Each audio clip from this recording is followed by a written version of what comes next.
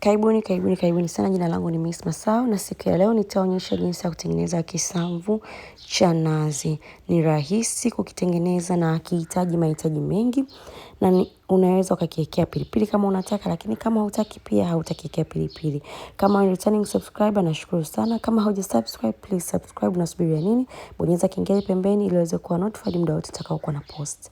Cha kwanza kabisa utaweka chungu chako jikoni, kisha utaweka mafuta. Kisha weka mafuta, utaweka vitunguu vyako, utaanza kuvikoroga ili vianze kukaangika.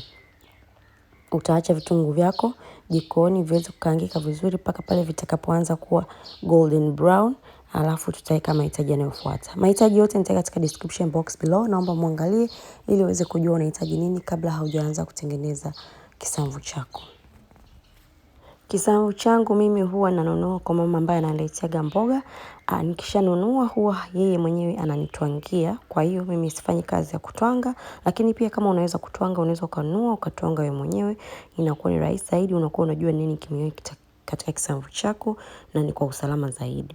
Kwa hiyo nikishakinunua kishatwangwa na kiweka katika sufuria na kiwekea maji, chumvi, na wekea garlic na ginger paste ya kutosha, kitunguu swaumu na tangawizi ya kutosha kabisa. Alafu ninakichemsha mpaka pale kitakapokuwa kimeiva. Na inaweza ikachukua lisali moja au inaweza ikachukua nusu saa, inategemea na moto nitakaoweka na pia inategemea na wingi wa kisamvu. Baada ya hapo ndo unaanza sasa kukiunga. Kitunguu chako kishaanza kuwa golden brown, utaweka sasa hii karoti yako ambayo umekuwa umeishred vizuri. Utaanza kuikoroga na yenyewe mpaka pale itakapoanza kuachia kulainika na yenyewe, ndipo tutaweka hitaji letu linalofuata. Baada ya hapo sasa utaweka kisamvu chako, utakikoroga vizuri kabisa, kisha changanyika pamoja na karoti na kitunguu. Utaweka chumvi na maji. Sasa kuna watu wengine wanapendaga pilipili. Kama unapenda pilipili, unaweza wakati unachemsha kisamvu chako, unaweza ukakatia pilipili, kachemkia na pilipili.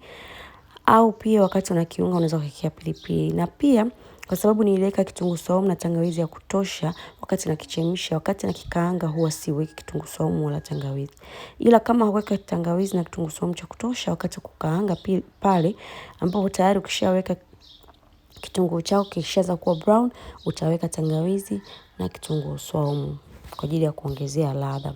Kwa hiyo nikishakoroga kama hivyo nitaweka chumvi, alafu nitaweka maji. Nikishaweka maji nitakoroga vizuri, alafu nitakifunikia kichemkie vizuri kama muda wa dakika 5-6. Na hapa moto lazima uwe medium to low, usiweke moto mkali. Kisamvu kinataka moto mdogo, kiive taratibu ndio kinakuwa kitamu.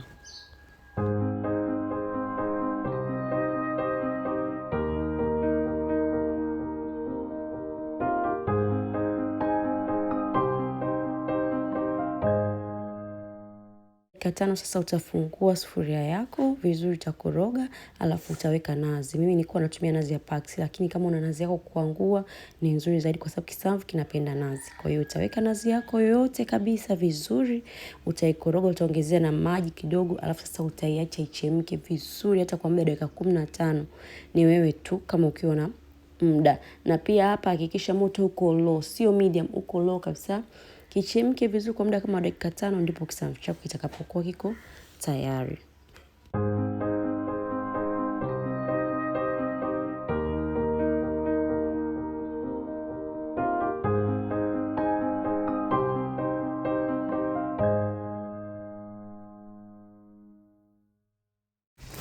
Baada ya dakika za 15 kisamvu chako kinakuwa kiko tayari. Hichi kisamvu ni kitamu.